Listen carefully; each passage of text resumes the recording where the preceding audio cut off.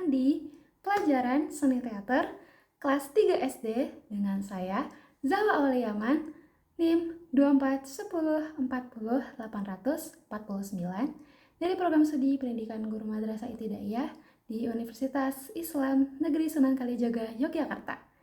Hari ini kita belajar terkait tema mengenal dan menjadi di materi olah suara dan olah rasa. Tujuan pembelajaran hari ini adalah yang pertama, peserta didik mampu mengenal berbagai macam emosi dan mengekspresikannya sesuai dengan suara dan olah tubuh. Dan yang kedua, peserta didik itu mampu membangun pengendalian diri atas tubuh, pikiran, dan perasaannya. Untuk strategi dan media pembelajaran yang digunakan hari ini yaitu strategi role play atau bermain peran dan media buku cerita. Adapun susunan kegiatan pembelajaran hari ini yaitu yang pertama, peserta didik akan diperkenalkan terkait olah suara, dan yang kedua dilanjutkan oleh olah rasa, yang ketiga role play, di mana akan dicoba untuk mempraktekkan dari yang sudah dipelajari di dua kegiatan sebelumnya, dan yang terakhir yaitu penutupan sekaligus evaluasi yang akan diberikan tugas kepada peserta didik. Sebelum kita memulai pembelajaran hari ini, alangkah lebih baiknya kita berdoa terlebih dahulu agar pembelajaran hari ini berjalan dengan lancar dan ilmu yang didapatkan menjadi manfaat. Berdoa dimulai.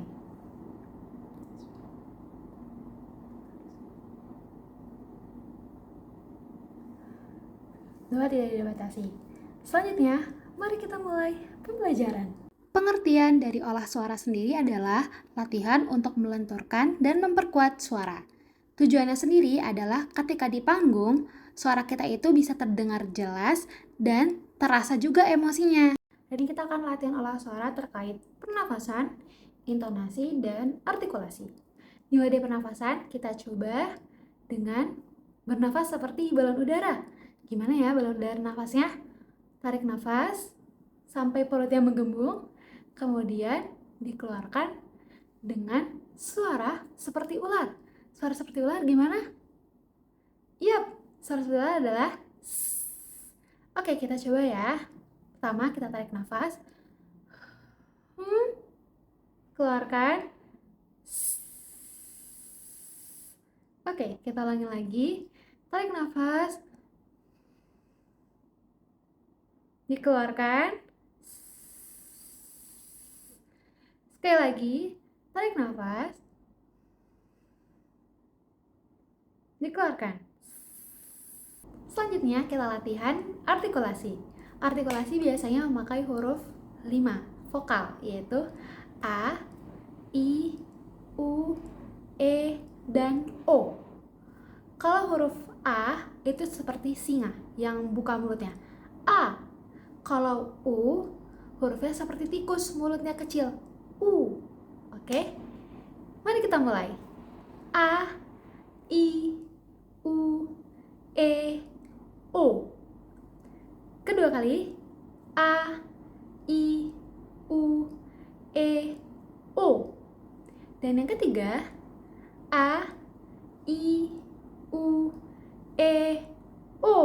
Selanjutnya intonasi. Intonasi adalah tinggi rendahnya nada. Jadi kita bisa terdengar marah ataupun sedih atau bahagia itu bisa dari nada kita berbicara. Oke, misalkan kita coba contoh dengan kalimat makan. Makan kalau misalkan lagi senang itu biasanya nadanya lebih riang dan lebih tinggi. Dan kalau marah nadanya itu biasanya lebih berat. Dan yang kalau sedih itu biasanya nadanya lebih rendah dan terdengar bergetar. Kita coba ya. Makan. Makan. Makan. Nah, beda kan teman-teman? Misalkan senang itu terdengar riang. Kalau marah itu ya terdengar emosinya tuh lagi kesal gitu teman-teman. Dan kalau sedih seperti takut, hampir takut dan mau nangis gitu ya teman-teman. Kita coba lagi. Makan. Makan. Dan makan. Gitu ya. Oke teman-teman. Selanjutnya kita ke olah rasa. Olah rasa adalah cara kita melatih hati supaya menjadi anak yang peka, baik, dan peduli.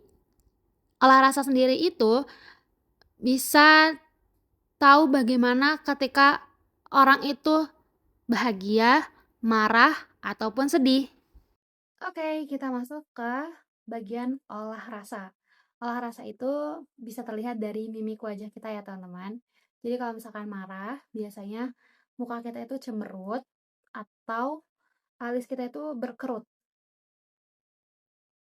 Ini teman-teman, ini marah. Kalau sedih, itu biasanya muka kita menunduk, mata kita sedikit layu seperti bunga. Dan kalau misalkan kita senang, itu biasanya tersenyum ya. Tersenyum dan mukanya terlihat seperti berseri-seri gitu.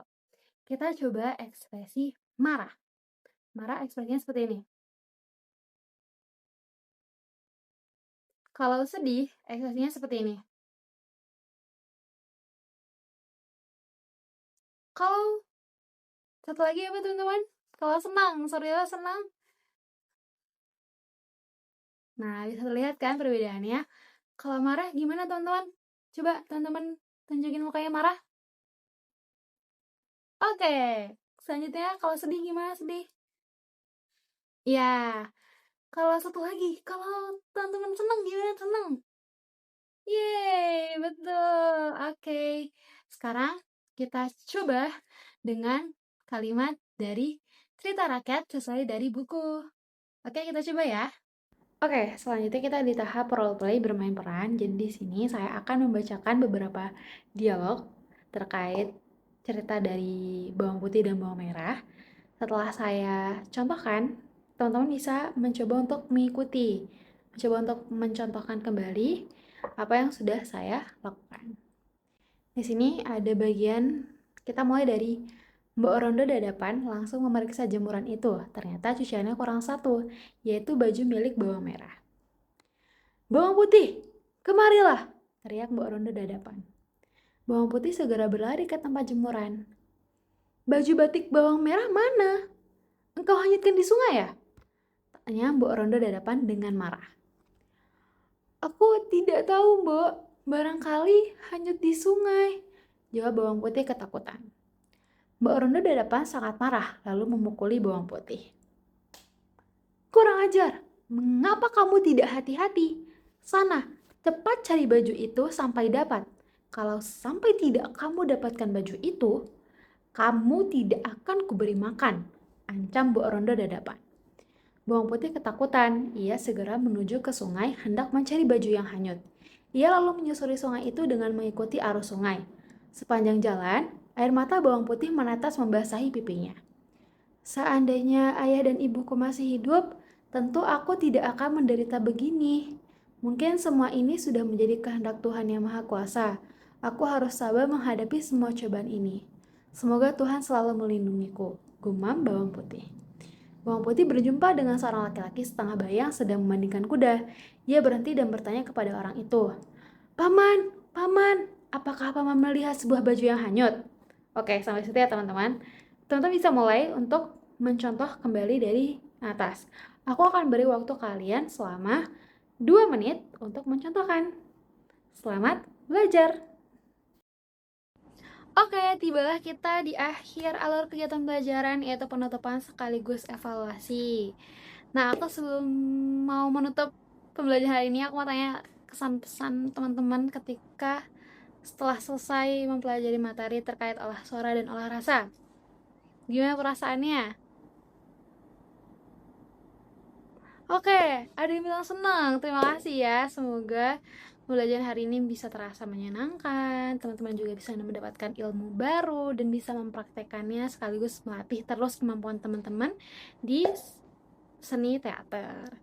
Nah, sebelumnya aku ingin mengucapkan minta maaf apabila dalam pembelajaran hari ini terdapat salah pengucapan ataupun perilakuku yang tidak berkenan. Dan aku sangat berterima kasih kepada teman-teman yang sudah menyimak dari awal sampai akhir, bahkan sudah mencontohkan kembali apa yang sudah dipinta selama di video hari ini. Dan aku ingin memberikan evaluasi terkait mata pelajaran hari ini, yaitu seni teater dengan tema mengenal dan menjadi di materi olah suara dan olah vokal. Aku ingin teman-teman bisa memilih salah satu dialog yang teman-teman suka dan teman-teman dari dialog tersebut dibuat video untuk dipraktekkan kembali. Dan kalaupun nanti teman-teman sudah menyelesaikannya, teman-teman bisa mencoba untuk mengerjakan kumpulan-kumpulan soal terkait seni teater dimulai dari kelas 1 sampai kelas 6 yang ditaruh di link deskripsi. Mungkin teman-teman bisa mengecek di link deskripsi di bawah ini. Oke, terima kasih atas pembelajaran hari ini. Kurang lebihnya, Zahwa Auliaman pamit undur diri. Terima kasih. Bye-bye.